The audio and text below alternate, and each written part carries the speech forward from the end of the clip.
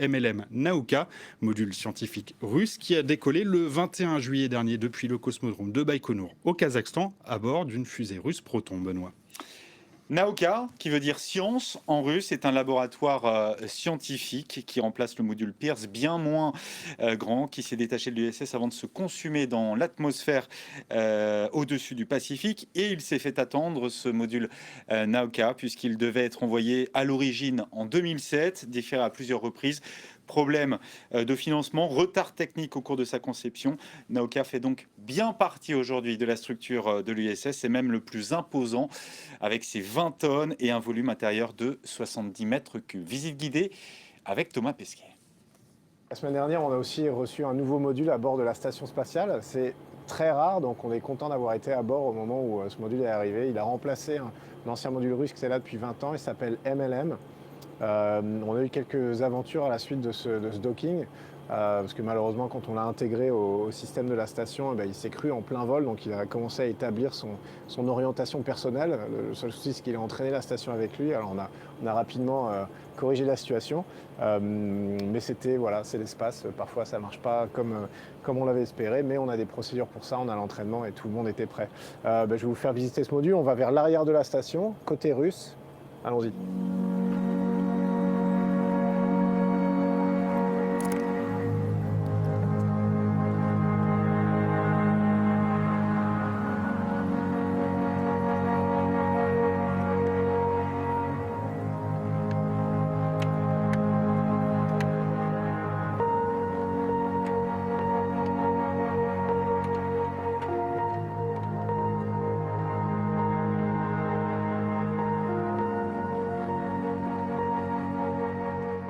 C'est ici que ça se passe, vers le bas, vers la Terre, le module le plus récent de la station spatiale, 2020.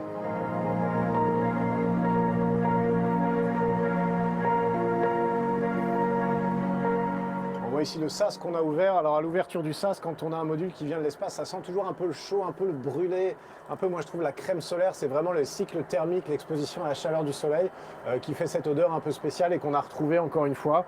On voit ici le couloir central était plein d'équipements. En fait, nos collègues russes ont vraiment commencé à tout ranger, à tout déplacer, mais c'est pas encore tout à fait fini. Donc on va faire attention. On va descendre vers le bas de ce module. Ici sur la droite, on a des toilettes, nouvelles toilettes à bord de la station spatiale. Ce sera notre troisième toilette. Alors ça a l'air d'être un détail comme ça, mais c'est quelque chose auquel il faut penser quand on est dans l'espace et avec l'augmentation des équipages à bord de la station spatiale. Il a fallu trouver des solutions, ça en fait partie. On est passé de 3 à 6 à 7 et bientôt peut-être encore plus de membres d'équipage. Ici, beaucoup d'équipements qui seront des équipements scientifiques, des équipements de recherche un peu à droite et à gauche. On va aussi avoir une station de pilotage du bras robotique européen qui, lui, se trouve à l'extérieur d'MLM. Et cette station de pilotage, elle va se trouver ici. Elle n'est pas encore tout à fait complète. Mais vous voyez ici, ERA, c'est European Robotic Arm. C'est un bras robotique qui est l'équivalent plus simple de ce qui se trouve de l'autre côté, du bras qui se trouve de l'autre côté de la station et qui a été conçu en Europe et qui est arrivé à bord avec ce module. Vous voyez, on est en pleine installation, en plein bricolage. Ici, c'est une station de ce que les Russes appellent kayuta, donc une cabine en fait pour un membre d'équipage. Une structure rigide avec tout le confort moderne à l'intérieur et un petit hublot pour pouvoir regarder. Pour l'instant, elle est occupée par du stockage. Et puis ici, tout en bas, c'est une deuxième partie du MLM. Et ça, c'est un module qui a une forme assez ronde, en fait, qui va servir à arrimer. On voit d'ailleurs que ça résonne un petit peu, le son change, qui va servir à arrimer d'autres modules. On va avoir notamment un SAS ici qui va nous permettre de sortir des expériences vers l'extérieur d'MLM, côté russe. Et on a une nouvelle fenêtre qui, pour l'instant, est fermée. Mais qui peut s'ouvrir, vous voyez, un peu comme un objectif d'appareil photo qui est assez vaste, en fait, assez grande et qui regarde un petit peu à 45 degrés vers la Terre. Donc ce sera vraiment un super endroit pour observer la Terre une fois qu'on l'aura ouverte, mais malheureusement, ce n'est pas encore au programme. Voilà, pour la première fois en exclusivité, la visite du module MLM. Et voilà, ce MLM Nauka désormais bien installé, mais ce ne fut pas si simple. C'est un engin qu'on pourrait presque qualifier de maudit. Benoît, vous le disiez, il a été lancé avec 14 ans de retard. Et ses manœuvres orbitales pour rejoindre la station ont été bien plus compliquées que prévu. Et comme Thomas Pesquet le disait, il y a eu cet incident. Une fois amarrés, ces moteurs de positionnement se sont allumés, ce qui a entraîné toute la station dans son mouvement. L'ISS qui a pivoté de 540 degrés, un tour et demi par rapport à son orientation habituelle. Et tout est rentré dans l'ordre, mais c'est encore une fois la preuve que rien n'est simple là-haut. Autre exemple avec une autre manœuvre compliquée, la capsule Dragon qu'a utilisé Thomas Pesquet pour rejoindre la station a dû être déplacée, Simon. Et un port d'amarrage, c'est ce qui permet à une capsule de s'accrocher à la station. Il en existe plusieurs sur l'ISS, mais ils ne sont pas tous compatibles avec les différents vaisseaux qui s'amarrent à la Station spatiale internationale. Le Starliner de Boeing prendra la place de la capsule Dragon à l'avant de la station. Et c'est pour cette raison que la capsule de SpaceX a dû être déplacée avec les 4 membres de Crew 2 à son bord, loin d'être anodine. Cette manœuvre a mobilisé l'ensemble de l'équipage et le sol pour le suivi des procédures. Regardez. Ici, on se trouve tout à l'avant de la station, donc on vole dans ce sens-là. Et c'est ici que la semaine dernière était garée notre capsule Crew Dragon, derrière ce sas qui est maintenant fermé. Et ce qui s'est passé, c'est qu'on l'a changé de place, on a fait ce qu'on appelle port relocation, donc on a changé d'endroit, de place de parking tout simplement. Donc pour cette manœuvre, en fait, on s'est tous trouvé dans le Dragon. Il ne s'agit pas de rester à l'intérieur et qu'il n'y en ait que 2 par exemple qui fassent la manœuvre, parce que si jamais ça se passe mal, si jamais on n'arrive pas à se redocker, à se réarrimer à la station, et ben ce serait la rentrée vers la Terre. Donc à ce moment-là, il faut que tout le monde soit à bord du bateau. Et pour ça, on se prépare comme pour un retour, exactement pareil. On a enfilé nos scaphandres, que voici, le scaphandre qui nous a accompagnés à la montée.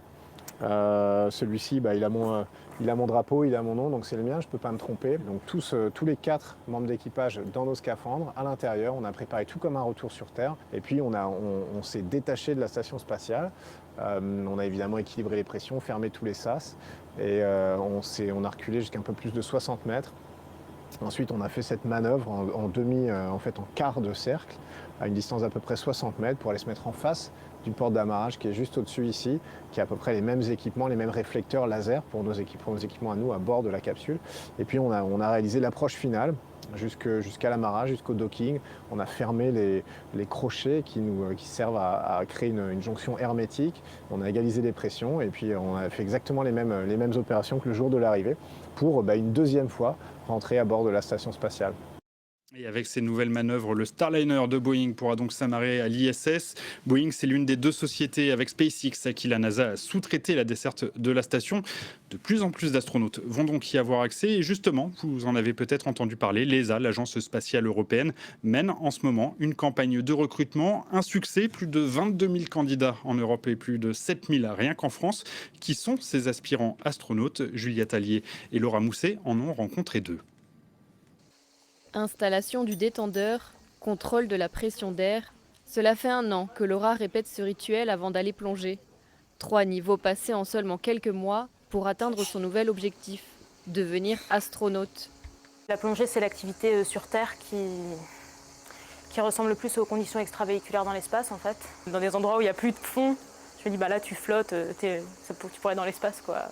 Guide polaire en Norvège depuis 2016, Laura n'a pas repris son activité à cause de la pandémie. En manque de challenge, cette biologiste de formation n'a pas hésité à postuler à l'offre de l'Agence spatiale européenne. Pour mettre toutes les chances de son côté, l'aventurière de 32 ans apprend le russe et passe son brevet de pilotage. C'est tout nouveau en fait, cette idée de devenir astronaute. Donc je me suis aussi confrontée à des gens qui ont ce rêve-là depuis plusieurs années. Mais bon, ça me fait pas peur.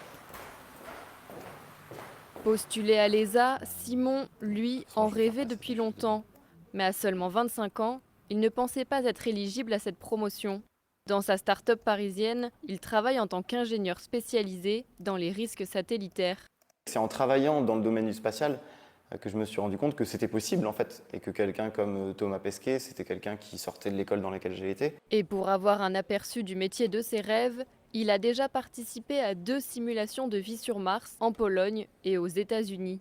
Il y a un petit peu ce côté de touche à tout, de savoir réagir dans des situations de stress, de représenter un pays.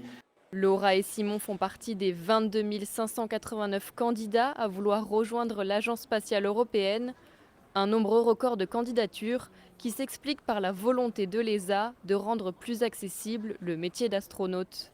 On ne cherche pas Superman, on cherche des gens qui s'adaptent à n'importe quelle situation et essentiellement qui puissent travailler et prendre les bonnes décisions en situation de stress. En 2008-2009, quand on a fait donc la dernière sélection, on n'a eu qu'une candidature sur 6 qui était une candidature féminine.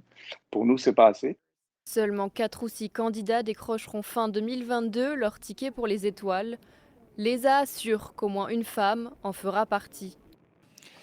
Voilà, et on leur souhaite bonne chance à ces 2 candidats. C'est déjà la fin de cette émission, mais on ne va pas se quitter sans jeter un dernier coup d'œil où se trouve la station après 12 minutes d'émission Simon. Eh bien, vous le voyez, elle est en train d'approcher des côtes mexicaines. Elle a parcouru 5400 km, 420 km d'altitude, 27 579 km/h. C'est ça, vitesse à cette station spatiale internationale. Et à bord, justement, le programme va encore être chargé pour les semaines qui viennent, avec notamment une nouvelle sortie dans l'espace pour poursuivre la pose des panneaux solaires. Ce seront cette fois l'américain Mark Van de Haye et le commandant de l'ISS, le japonais Akihiko Oshide, qui s'en chargeront.